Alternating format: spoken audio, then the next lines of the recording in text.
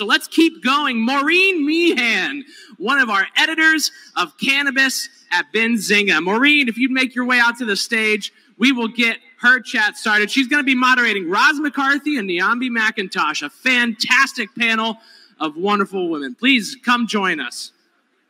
Give them a warm round of applause. Welcome them to the stage.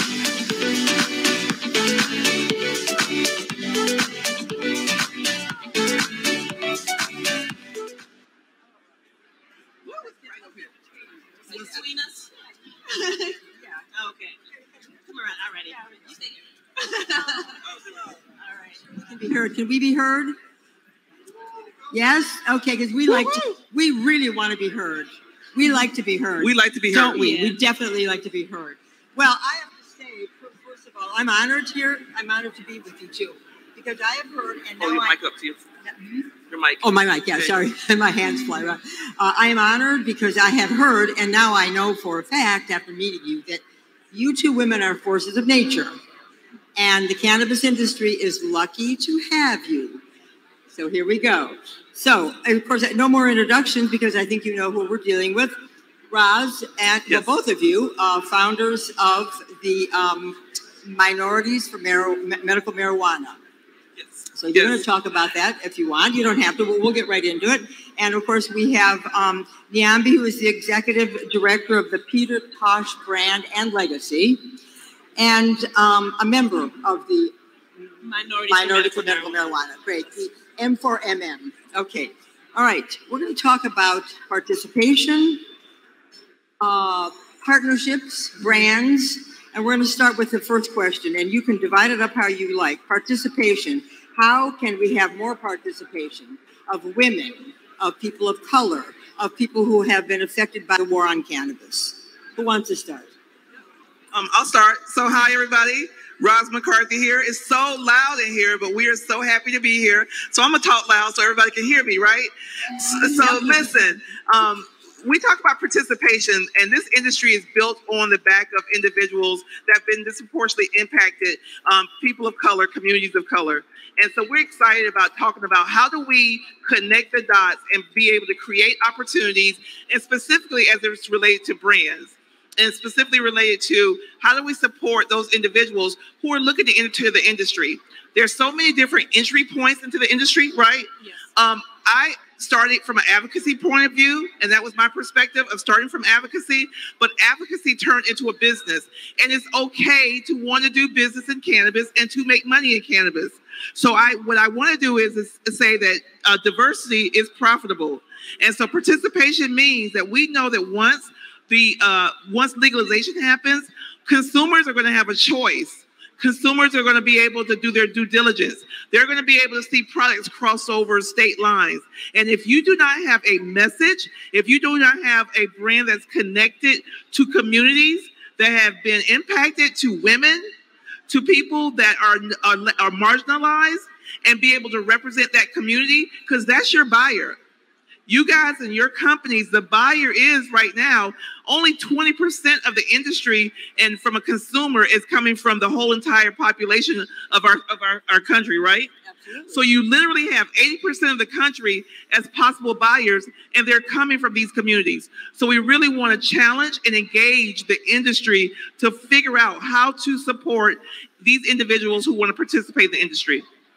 Yeah, just to add to that, Niambi Tosh here, is that it's really important to just continue to seek opportunities to partnership. There's so many brands that are diverse in the space, women, people of color, especially people that have been impacted, and really looking at organizations supposedly like Minorities for Medical Marijuana that are really on the front lines, doing the work for a lot of the brands that are already out there. They are supporting these brands that have already dealt with the impact of cannabis prohibition, and they are a diverse organization. And so as we look to create diversity in the cannabis space, it's a lot easier when we see larger MSOs partnering with nonprofit organizations. Absolutely. Yeah, we'd like to see a lot more of that. All right, so speaking of which, partnerships, How do we work together? I mean, how do we get people here? There's a lot of people here. How do we get people here to work together in meaningful ways to help people like you, people like anybody who's involved, to get their brands off the ground and onto the shelves? I mean, you each have brands. How did you do it? Yeah, so before I answer how about my brand, I think this conference gives us the opportunity. I've been here for half of the morning. I've met at least 5 new people that I've never met before. So assignment number 1, everybody, assignment number 1, go find someone that you don't know, go introduce yourself and share about what you're doing and have them share about what they're doing, because that's how we create connection. And that's how we figure out if there's an opportunity to do business with one another, right? That's how we create community. It's so simple. So go find someone that you don't know and introduce yourself. Talk about how can we do business together? What are you doing in this space? Let me share a little bit of information about what I'm doing. I think it's a great way to segue into making meaningful connections that are going to help you to grow your brand and to be able to grow your business. Right. Now, how did you do it? How did I do it? So listen. When I started M4MM, I had no clue about the industry. I wasn't a consumer. I didn't know anything. All I knew was the fact that the state of Florida was getting ready to legalize cannabis, and that I felt like communities of color were going to be left out. And I wanted to create an organization that focused on those communities and being able to provide education, advocacy, outreach, and training. So I did that, and we've been doing that for 6 years. Shout out to our board chair, Eric Range, who's in the house today. We're so happy to have him here. Matt Bowman, our board members, are here as well. Listen, but after I was in an accident last year. I suffered a traumatic brain injury in a car accident. And while during my healing, during that time of trauma, the plant became personal to me.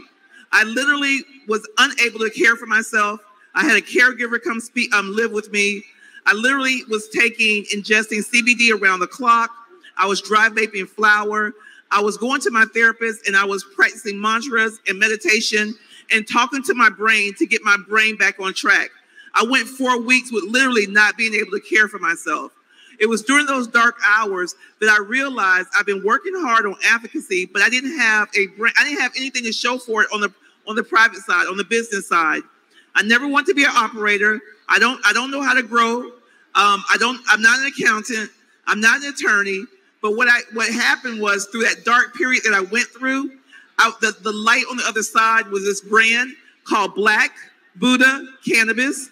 It's an environmentally conscious brand that has a social impact driven mission and vision. It's for women. It's by women. It's about us being better. It's about us feeling better. It's about us getting better. It's about women of all color being able to walk into a dispensary and find products that resonate to what we want and what makes us feel good. And not about, no disrespect to the rappers and celebrities and all the folks that are out there, but women, we know what we want, we know what we need, and we know what works for us. And that's what Black Buddha Cannabis is all about. Bravo. Woohoo! I'd like to say that with the Peter Tosh brand, taking over my father's legacy was something that I only did back in 2010. And so as I started to see legalization happen around the world, and knowing that my father wrote the iconic song, Legalize It, which was the anthem to the legalization movement, I knew that we had to be in the cannabis space. But for me, my father was an educator and an activist first. And so I would be doing his brand a disservice if that's not the place that we started. And so we ended up launching the Peter Tosh Foundation. We partnered with, different organizations like the Last Prisoner Project. We partnered with Minorities for Medical Marijuana and really made sure that the brand was on the forefront of social justice. We had to be not only just, talking the talk, but we wanted to make sure that we were walking the walk and that the brand represented what the industry needed to look like. My father sung about legalize it and that the plant can build a failing economy. It can stop police brutality. These are his words back in 1976. And so by using the vehicle of our nonprofit was really how we set ourselves apart to make sure that we're representing change in this industry. I want to piggyback on that because I think it's just so critical. How many people in here, by show of hands, you have a brand or you represent a brand out here in the cannabis space, or you have an idea for a brand? How many? We got 1, 2, 3, 4, 5, 6, 7, 8, 9, 10, 11, 12, 13. What's your mission? What's your vision outside of producing great quality products? Do you have a connection to some type of social impact or some type of, connectivity to community that your brand wants to stand strong on? And I've met so many different brands, even over the last the day and a half I've been here. I met a young lady that has a brand that's focused on women who've been incarcerated, that are not being identified and supported. So trust me when I say this, it doesn't have to be the identity of your brand, but if you can talk about your product outside of just what your product will do and how you want to sell it, if you can find something that resonates with you and your brand that's outside of just being cannabis, I promise you, you will have longevity, you will have sustainability, you will be able to see, you'll have more conversation, you're more interesting. And these are the things that we need to think about, and that's why we're here. Right. Do you want to add to that? Yeah, I mean, starting within your community, and finding just the organizations that are doing great work that you want to support. Partnering with different organizations also brings you an audience that you can then provide information and education to. And so it doesn't have to be some national campaign. It literally can be in your backyard because everybody has a need somewhere. Yep. Simple stuff. Simple stuff. Community. And it's community, and these community is the people that you want to buy your product, right? So it just makes sense. Like, okay, so where am I located? What matters the most to that community? And it doesn't have to be cannabis related. It could be something that's totally not cannabis related that you support. I just think it makes sense, and I just want to encourage folks to think about that. Well, you sort of already answered this question, or at least touched on the topic. But I mean, we all, all of the people here who raised their hands, you have a brand, you want to make a profit. We want to push the brands. As I said, we've already discussed it, but where exactly does social equity come into this conversation? I mean, is it real? Is it happening? If not, can the members of this cannabis business community help make it happen, and how? Well, I think there's been so much conversation about social equity and the power of social equity and the rationale behind it. So let me just remind everybody the definition of social equity from Roz's perspective. So it may not be the industry. So just say that Roz said this. It is repairing the harm. We are repairing the harm of individuals and communities who were disproportionately targeted during the war on drugs for the use of cannabis, for the possession of cannabis, for paraphernalia. We know that this country targeted certain communities, and we want to identify those communities, those individuals, and as we now have a legalized system, be able to incorporate them into this whole industry. It makes no sense to me that we have an industry that is, 85% people of non-color that are running the industry. However, from an incarceration perspective, it's flipped. Economics matter. We want to make sure that social equity is about economics, about how do we take the revenue that's been generated. So let's think about this. If you're in Colorado and if you have a dispensary, or if you're a processor or have a cultivation facility, you're being taxed out of your butt. If you're in Florida, you're being taxed. I'm not even asking you to pay more into social equity. I'm asking you to help us to charge the state to put some of those dollars towards the work that needs to be done to supporting social equity. That's it. So how about your funds are already being drawn down from you? Let's see where they're going. Let's be transparent about the tax revenue that's being generated, and let's support social equity. And it's not just business; it's communities. It is it's education. It's community engagement. And I think it's just critical that we continue down the path that we've been going, but we want to see more successes. We want to see more businesses have opportunity.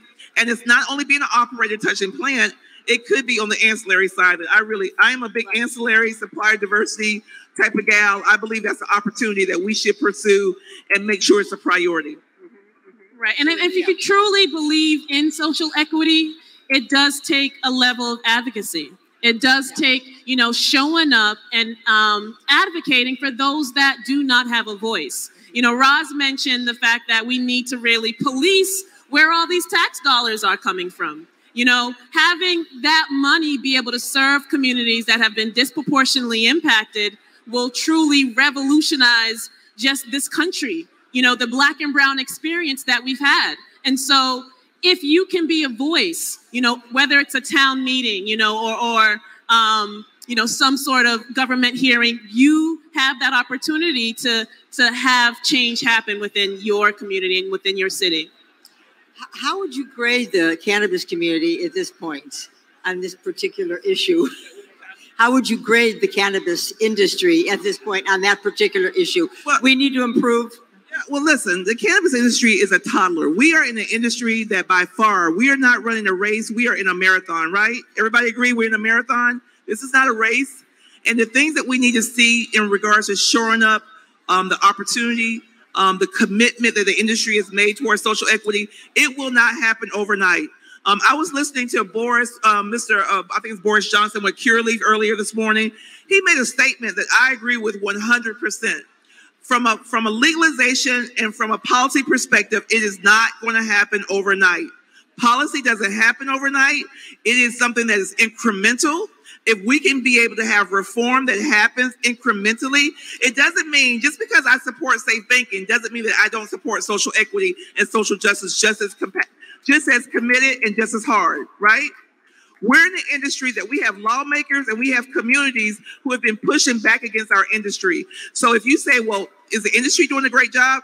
The industry is suffering and challenged in so many different areas. So why would it not be challenged in social equity as well?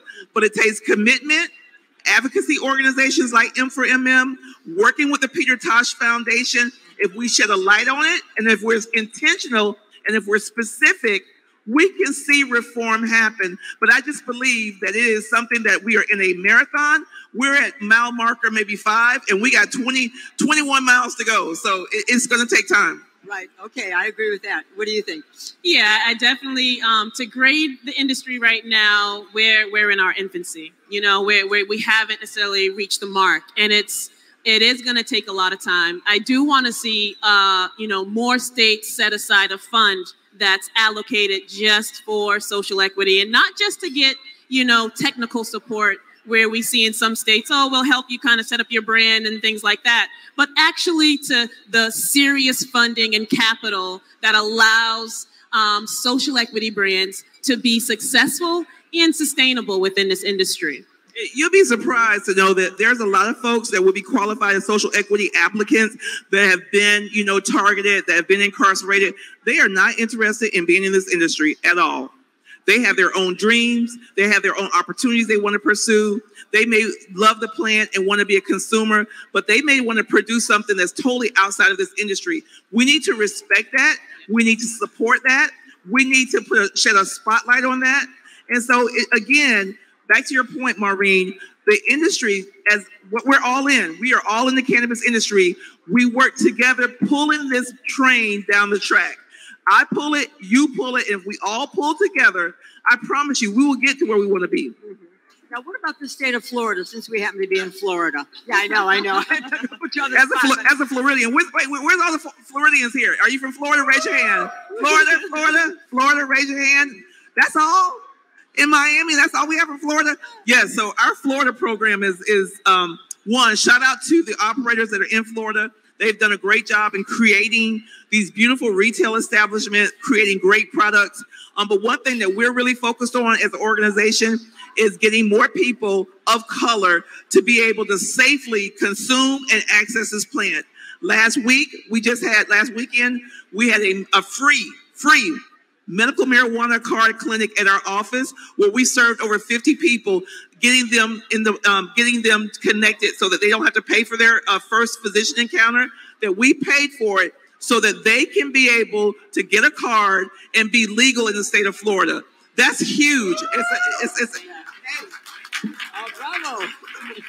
It's a huge opportunity to be able to service people. And these individuals will now become consumers, and then you guys who have brands, they're going to want to come and buy from your brands. So you see, guys, that this is a process. There's an ecosystem that we need to respect. And so we know that individuals in Florida, people of color, are disproportionately not represented on the card carrying side. And so we're focused on that. The Black Farmers application just closed back in March of 26. Mind you, Florida is great, but our program is not perfect. It needs some work. Our lawmakers need to come together. We need some changes. But you know, it's a process. It's a process. It's a big process. It's a big process. Yeah, and I just say that, remember, wherever there's a gap in full legalization and, prohibition. So in Florida's case, we have medicinal, but we don't have full legalization. And oftentimes within that gap is where we will see that continued disproportionate attack on Black and brown faces. And so that's why, as Roz said, it's really, really important that we support Black and brown individuals to get their medical cards so that they are no longer being targeted and used as a tool for the police. Wow. I want, if you don't mind me really quick, I know we're almost wrapping up here, but if you guys will do me a favor, if you go to Social Cannabis Brands with a S, Social Cannabis Brands, brands.com, go look at our lookbook from M for MM. These are brands. There are social equity driven brands that are in the lookbook where you can go and you can access them. They tell you their story. You can see their product.